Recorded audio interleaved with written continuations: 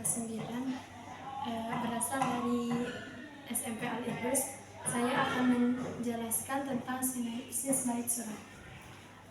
Yang pertama saya akan menjelaskan tentang tokoh-tokohnya. Yang pertama Romi. Sifatnya itu sedikit egois dan suka mengabaikan hati kecilnya. Yang kedua Nadia, yaitu istrinya Romi. Dia itu sangat baik dan penurut. Yang ketiga Ramdan sebagai pembantunya Romi dan dia itu sangat soleh. Yang ketiga Siti, kakaknya Romi, dan yang ini adalah Abah, yaitu ayahnya Ramdan. Yang pertama konflik yang pertama adalah Nadia yang diselingkuhi oleh Romi. Romi itu selingkuh dengan selingkuhannya. Lalu pada suatu hari malam Romi sangat marah dan mobil SUV-nya yang dikendarainya berjalan tidak benar. Berkali-kali dia menampar Nadia. Tidak puas menampar, Romi meludahi Nadia. Masalah sebenarnya Nadia memberitahu bahwa ia sedang hamil dan Romi malah marah-marah. Pengakangan akan semakin mengikat kebebasan nafsunya, pikir Romi. Selama ini Nadia telah merampas kebebasannya. Romi baru sadar sebuah kereta akan melintas rel tanpa pintu lintasan, tapi mobil sudah tidak bisa dikendarai. Mobil SUV yang dikendarai Romi tertabrak kereta.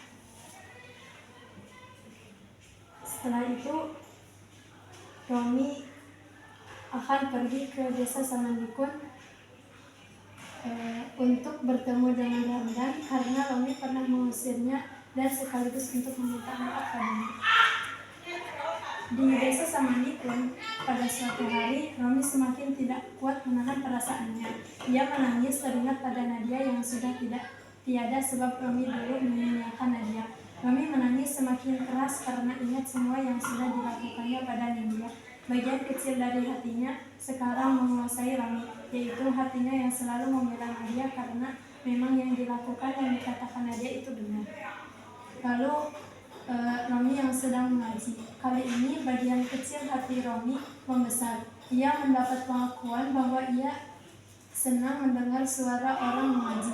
Pada suatu sore, Romi, Ramdan, dan kawan-kawannya sedang mempersiapkan kapal untuk melaut. Tiba-tiba Romi berkata pada Ramdan, Aku ingin bisa mengaji tapi Romi takut ditertawakan anak-anak. Lalu Ramdan menasihatinya sedikit dan akhirnya Romi mau mencoba dan Romi pun belajar mengaji bersama anak-anak.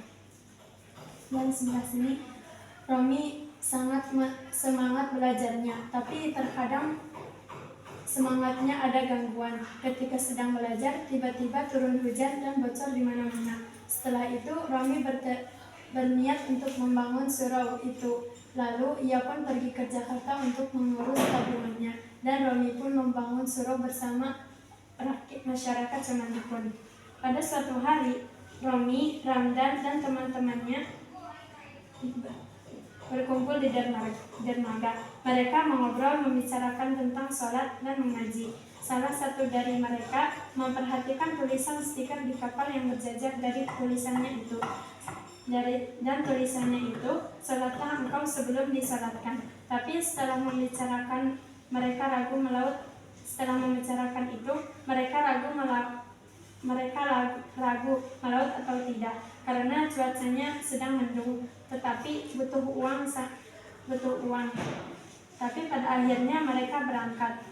Di rumahnya Ramdan, Abah dan Siti sangat khawatir pada mereka. Dan keesokan harinya ada berita bahwa ada kapal yang tenggelam dan ternyata itu adalah Romi. Ramdan dan teman-temannya tenggelam.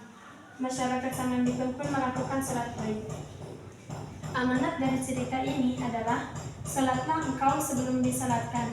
Janganlah engkau menyanyiakan seseorang karena itu akan membuatmu menyesal.